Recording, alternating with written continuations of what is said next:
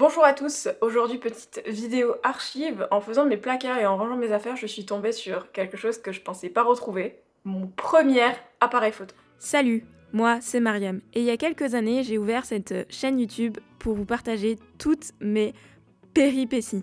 Et en fait sur cette chaîne YouTube, vous retrouverez pas mal de vidéos qui parlent de la photo, une de mes grandes passions, où je vous présente mon matériel, mes logiciels de montage, de retouches et quand je vais shooter dans la vraie vie, tout simplement. Mais il n'y a pas que ça, j'aime aussi un autre truc, voyager. Et j'essaye de voyager le plus possible. Et en fait, je vous emmène avec moi sur cette chaîne YouTube. Je vous montre le maximum de décors incroyables qui existent sur cette terre. En réalité, il m'arrive aussi de voyager en restant chez moi, confortablement installée dans mon canapé, en jouant avec mon chat. Tout simplement en lisant un bon livre avec une bonne tasse de thé. Et en réalité, sur cette chaîne, je vous partage aussi un petit peu mes avis sur mes dernières lectures et les livres que j'attends avec impatience. Donc si tout ça te parle, n'hésite plus et abonne-toi à cette chaîne, tu verras, on est bien. Mesdames et messieurs, faites un tonnerre d'applaudissements pour la 5000, le Sony A5000.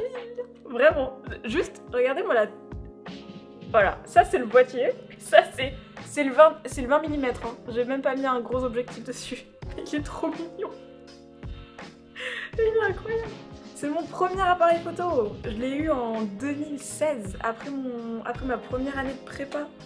C'est avec celui-là que j'ai vraiment découvert la photographie et que j'ai eu envie de me lancer dans la photo, de faire de la photo et d'ouvrir une chaîne YouTube. Mais ça, on en parlera un peu plus tard de pourquoi je ne conseille pas ce boîtier pour faire de la vidéo. Pourquoi? Mais voilà, l'A5000, le Vestige, je crois que c'est un des premiers APS-C de la marque Sony, de mémoire, en hybride, hein, bien sûr. Voilà. On va faire un petit peu le tour de ce boîtier, je vais vous présenter toutes les caractéristiques, et après je vais vous montrer quelques photos que j'ai fait avec.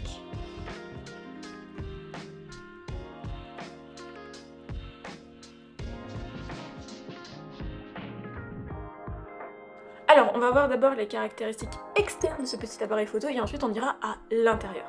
Donc en ce qui concerne l'extérieur, c'est un tout petit boîtier, vraiment. Il est très compact. Il est aussi très léger, hein. Vraiment, c'est très léger comme boîtier. Le grip, il est inexistant, hein. Même moi qui ai des toutes petites mains qui galèrent avec la 7 IV parce que je trouve que le grip est trop gros pour mes mains, qui sont vraiment petites, sur celui-là, j'ai pas assez de grip, vraiment. Ensuite, en termes de boutons, donc à l'arrière, je vais vous montrer ce qu'on a. Donc on a ici, je me fais agresser par une mouche. Let's go. Ici, il doit y avoir, donc si je pointe bien, la molette centrale avec le bouton qui est ici et les 4 boutons directionnels qui permettent de déplacer le focus et de paramétrer certaines choses comme l'ISO. Enfin, les menus étaient déjà complètement paramétrables à l'époque. Ensuite, on a le bouton qui permet d'aller dans le menu de l'enfer. Voilà, les fameux menus Sony qui sont horribles. Ouais, c'est bon, je suis dessus. Voilà, les menus Sony. Voilà, on apprécie, on adore. Hein. Vraiment, les menus Sony, c'est génial. Les menus Sony de 2015, ils sont moi. Et ensuite, vous avez 2 boutons ici et là pour prévisualiser vos photos et les supprimer. Sur la partie supérieure du boîtier, on a un bouton Movie et un bouton pour allumer le boîtier et utiliser le zoom motorisé. Donc, ça fait... Voilà. Pour le switch on-off. Et pour la partie motorisée, que je vise bien. Voilà ce qui se passe.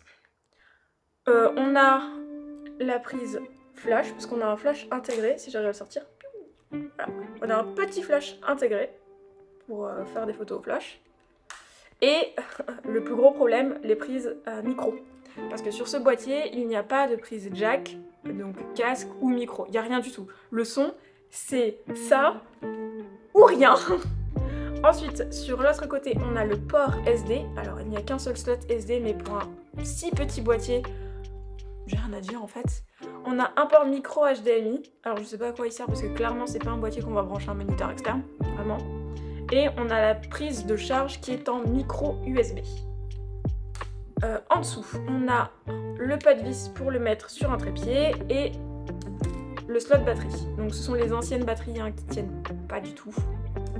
En tout cas, en photo ça va, mais en vidéo, vraiment je le recommande pas. De toute façon, on va passer à la partie plus caractéristique, spec technique du boîtier et je vais vous expliquer pourquoi. En vidéo, c'est vraiment pas un boîtier que je recommande. Pour les specs techniques, c'est un boîtier de 20,1 mégapixels, c'est écrit juste ici, qui peut filmer en Full HD en 25 images par seconde, qui permet de faire du RAW et du JPEG, qui a un très bon autofocus pour l'époque, hein, vraiment, sur ça j'ai pas trop de choses à dire, qui a une plage d'ISO qui va de, alors, ISO 100 à ISO 16000, ah non, 160 000, pardon, autant pour moi. Je vois pas l'intérêt d'aller ISO 160 000 avec ça. Vraiment, non. Qui permet... Bon, qu'est-ce qu'on a d'autre? Ah oui, la grande nouveauté de l'époque. L'écran retournable. Pour faire nos meilleurs selfies. Bien entendu, c'est important. Non, parce que vous allez pas filmer avec ça. Hein. Alors oui, vous pouvez faire du Full HD, mais comme j'ai dit juste avant, vous n'avez pas de prise micro. Donc vous ne pouvez absolument pas filmer avec ça, ou alors ce sont que des plans sans son. Et il faut savoir aussi que le capteur n'est pas du tout stabilisé. Donc voilà, il faut le savoir. Après, il y a plein de boîtiers qui n'ont pas de capteur stabilisé et on peut très bien filmer avec. Mais honnêtement, vu la taille de la batterie, je recommanderais pas. On a fait un peu le tour des specs extérieurs, je pense. Je vais vous montrer quelques photos maintenant que j'ai fait avec ce boîtier, qui est vraiment le boîtier de l'archive, le boîtier que j'ai reçu en prépa pour mon anniversaire, qui m'a donné envie de faire de la photo, et qui est mon boîtier de cœur et que je garderai toujours, même si je pense que je ne ferai pas de photos avec parce que c'est trop chiant, vu qu'il n'y a pas de joystick, qu'il n'y a pas de tactile, et que pour déplacer la zone de focus, il faut utiliser les boutons. Ah! J'avais pas fait gaffe à la séquence d'avant, mais on avait perdu l'arrière-plan. Donc, en gros, la 5000, vraiment mon appareil photo coup de cœur que j'ai eu en tout premier. Et en vrai, pour quelqu'un qui n'a pas le budget et qui veut commencer à faire un peu de photos, pourquoi pas? Je veux dire, pourquoi pas? Il y a toute la gamme des APS-C Sony qui est vraiment très bien. Tous les objectifs sont interchangeables avec les focales fixes et les zooms de la marque, enfin de la gamme plein format. Typiquement le 20 mm f1.8, tu peux le monter dessus. Alors bon, est-ce qu'il y a un intérêt à le monter dessus? Peut-être pas, c'est peut-être un petit peu trop qualitatif pour ce que peut encaisser le boîtier, mais ouais, je pense que d'occasion on peut le retrouver entre 100 et 200 €, voire peut-être moins maintenant, mais ouais, enfin, c'est mon chouchou, hein, je vais le garder. Hein. Merci d'avoir regardé cette vidéo, n'oubliez pas de liker, partager, commenter et surtout de vous abonner si ça vous a plu. Dites-moi dans les commentaires c'était quoi vous votre premier appareil photo et puis nous on se retrouve très prochainement pour une nouvelle vidéo. Allez, salut!